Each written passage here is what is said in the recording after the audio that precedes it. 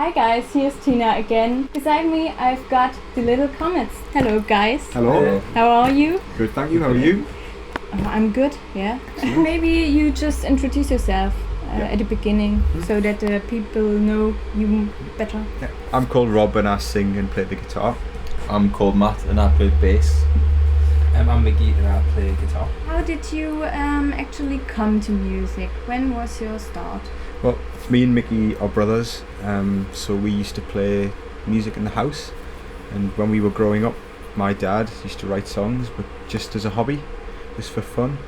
So when we started playing guitars it was kind of natural, as well as learning songs by bands that we loved, to just try and write our own like silly little songs. And then I think when we'd finished studying we realised that we just loved playing music and writing music, so we started a band. And eventually Matt used to rehearse at the same place that we did, and he always used to pop his head through the door.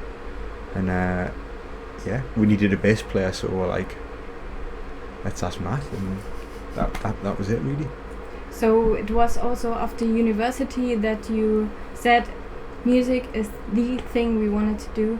Yeah, I think I remember I went for a job interview for like an accountancy internship, and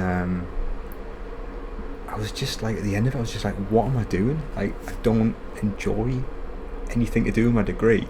Like, the only thing that I love doing is like writing songs and playing music with Mickey, and so I just thought, well, why not like try and do that? And I think since then we've been fortunate enough to be able to to do music as a career. It's lovely. It's lovely to be able to do. You mentioned Mickey. How is it to be in a band with? I'll answer that one. You should ask Matt. Stuck in the middle, yeah. That's the question afterwards. Yeah. It's lovely that I can work with, because there's only 13 months between me and Mickey, so we're our best friends really, although you wouldn't notice it. And like we do argue quite a bit, but I think the fact that we're still doing it, like after all these years, I think that you still love each other. Yes. After all these years. I hate to admit it, but yeah. And how do you feel beside those brothers? Sometimes it can get very intense because of the families, and it's just kind of how families are sometimes. But you know that it's never going to go any further than just a little bit of talk and a bit of swearing, yeah, rude words. But 20 minutes later everything's fine again, and 20 minutes later it's 20 minutes. Yeah, there's another 20-minute argument. No, it's good. It's nice. It's lovely to see. Sometimes I kind of forget that they are brothers quite often, because they do spend so much time with each other, and when we are on stage, it's strange, because I couldn't imagine doing this with my brother, for different reasons, I think. for totally different reasons. How would you describe your music? And maybe you can find 3 or 5 key words that describe your music best. I think that as musicians, melodically we're very positive. So it's often quite major key, often quite upbeat and energetic, the soundscape. But lyrically, I tend to write about issues that are often quite sad or like quite challenging, because I find it very difficult if I'm having a conversation with, I know this isn't 5 words, but I find it difficult to express myself, because my emotion or my passion might take over, and I'll get the end of a conversation and I won't have made the point that I wanted to make. Whereas when I write lyrics, because the music's written first, I'll have a specific structure and an amount of syllables that I have to condense a viewpoint into. So that way I can really represent what I want to say pretty much exactly. And it just happens that a lot of the time that's about things that I have a problem with, or things that are just important. So I think that contrast between quite positive, upbeat music but darker lyrics, I think that's the thing that maybe defines what we do, I think. So you're the main writer of the lyrics? I do the lyrics, yeah. Okay, that's interesting. And the music all comes before. And then when we're writing the music, I'll often just say any word. When we're writing, I'll just attach words to a melody, and that way I'll accidentally find out what the song's going to be about. And then I'll go away, then build the verses often around the chorus. Your current album is called Hope is Just a State of Mind, and it was released on February this year in England or Great Britain. Why it was released so late in Europe? I think we released it ourselves in the UK, so we'd never had any experience of releasing music before.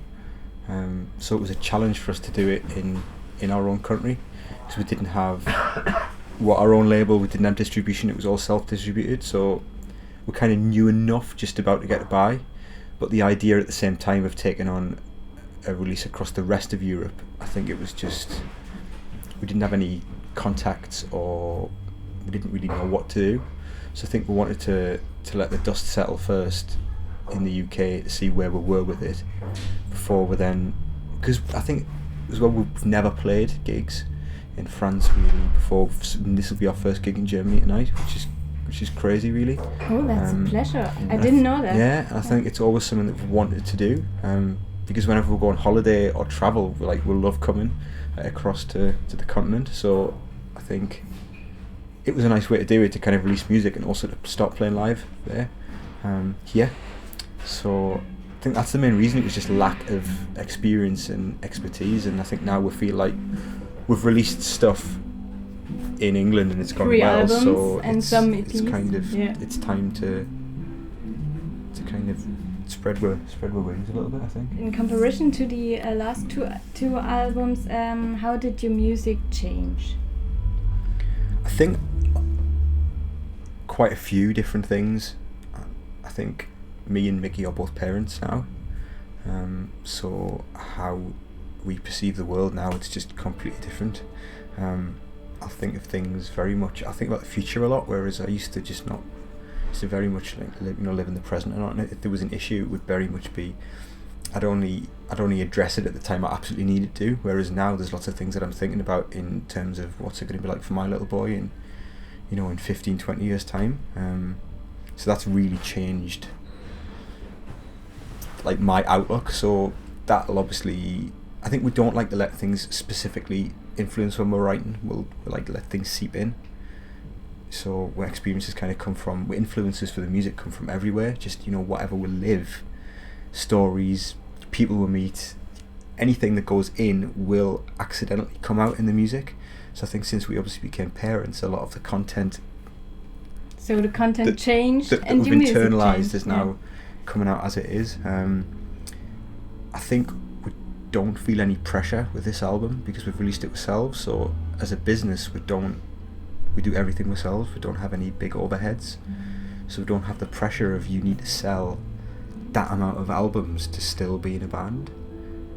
I think that on a third album we've got more confidence in our ability to express ourselves in music, so I think all of that has freed the sound up a lot, and that we've got an audience as well that just they're really loyal, and they'll listen to the music and they'll judge it on if they like it or not if it's played on the radio or if it's in a magazine or if somebody tells them to like it. They'll listen to it.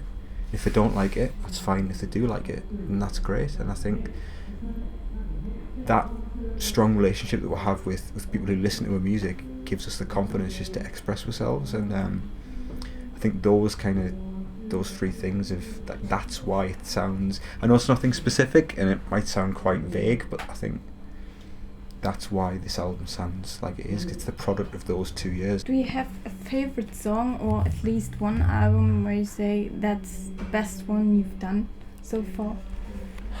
I don't know.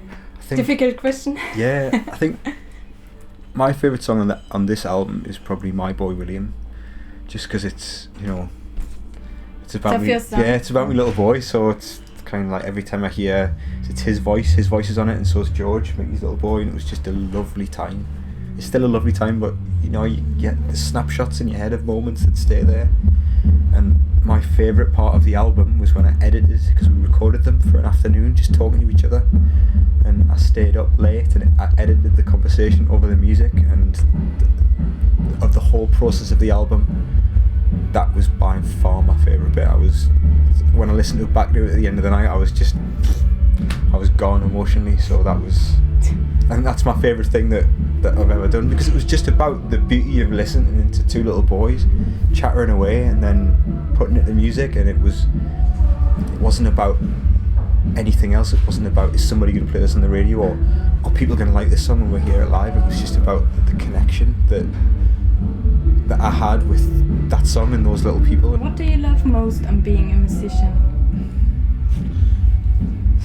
That is a really hard question. Really? I think the freedom of it, and I think we're lucky in that we're musicians who don't have, like Rod said, the pressures of a label saying you need to write. Say if a band had a really successful song, the record label were like, well, we need another one that's kind of like that, and it becomes quite a pressurised situation. But we're very lucky in that we don't have that. So I think it's like that lack of pressure and just being paid to be creative without any pressure is really amazing. Really, very lucky to do that.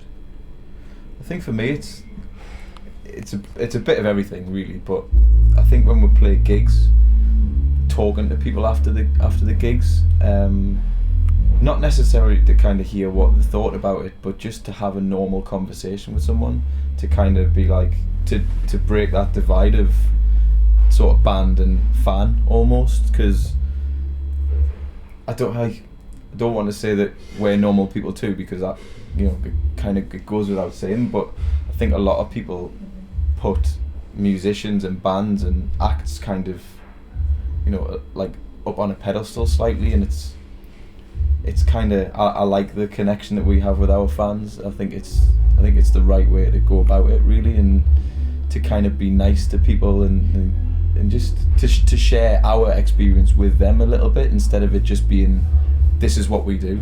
It's nice to kind of have that give and take with them. I think it's hard because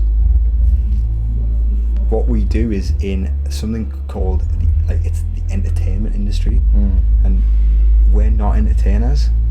As you can probably tell from this interview, like the playing field that we're on is the entertainment business. We just write songs and play them to people, and it's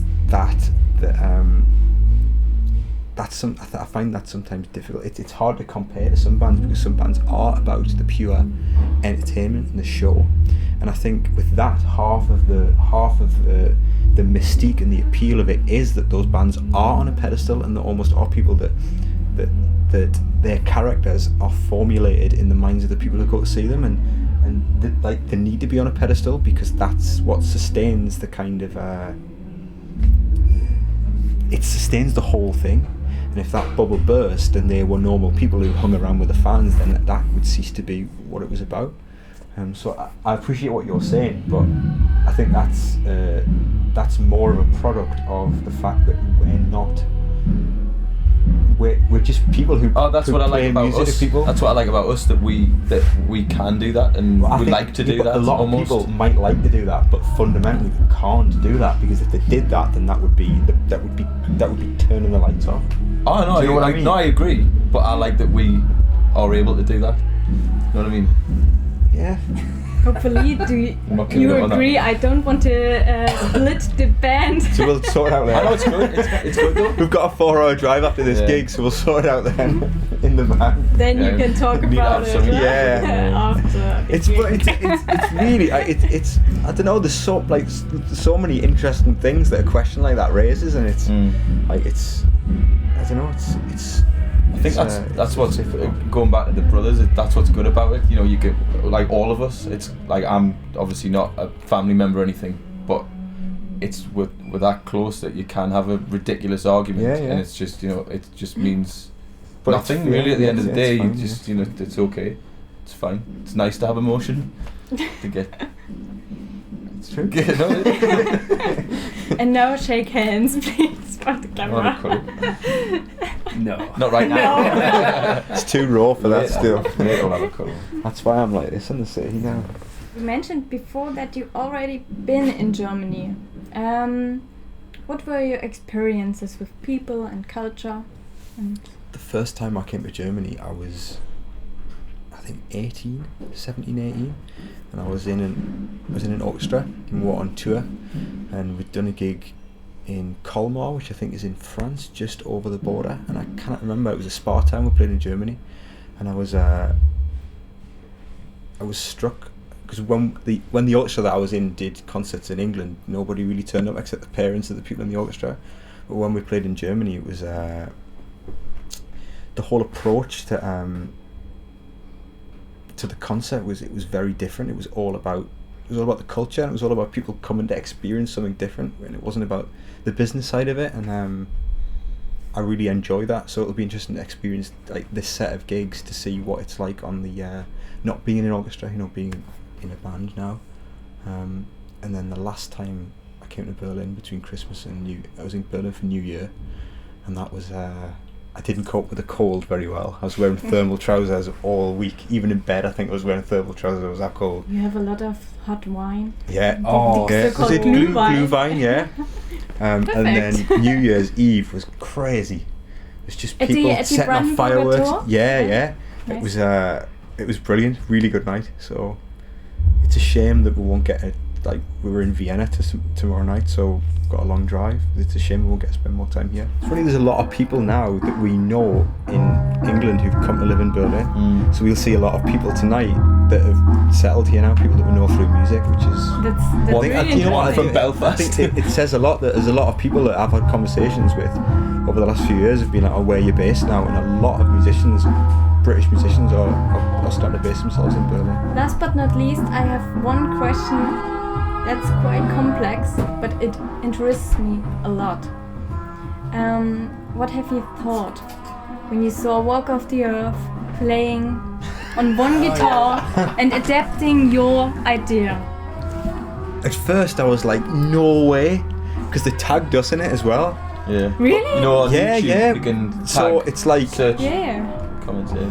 But then, because it's a funny story, a couple of months before that, we got asked to go on Germany's Got Talent. No, it was after that. No, it wasn't. It was before. It was after Oh, we'd done it, yeah. before they did it. Yeah. And we were just like, no, because again with that, we didn't put that video up to get loads of views. We just put it up because it was a funny idea for an advent calendar. We were doing it. So, but when I first saw them, I thought that's crazy, because they've pretty much built a career off that. But then I thought, well, hang on, if that had been us, people would then come to see you because you'd be the band that played a song on one guitar, and I just think it would just be a bit too much of a gimmick. Like, if somebody said to you, oh, would you rather be the band that was known for that or just As You Are, I think you'd have to take the latter, because I think you would lose a bit of credibility being known for this party piece, this party trick, rather than like... Plus theirs is overdubbed as well. Yeah. It's not real. We'll probably do one with 6 people next year, just to That would be... just to raise the stakes a Yeah, bit. why not? Get Give it to something. them. Just... Yeah, just say, look at this. See if you can do 7. We did it once live, which Yeah, was we fun. did it once live. It was but good we fun. don't think we'd do it again. It didn't really work so well, or... It was just quite stressful. 'Cause Yeah. and getting the guitar to hang. We'll have Yeah, that's right. some Yeah. lag stands. Hung from the percussion line. Did it? Like, Yeah, so it was a bit stressful. And that's forgot about that. So, that were all the questions I had. Thank you very much for that interview. And yeah, have a great gig tonight. Thank you. And also a great tour Thank you. in Vienna and also the other cities. Yeah, I hope the people enjoy it. And yeah, Fingers crossed. Yeah, so do we. Means we'll get to come back if they do. It's true. I hope so.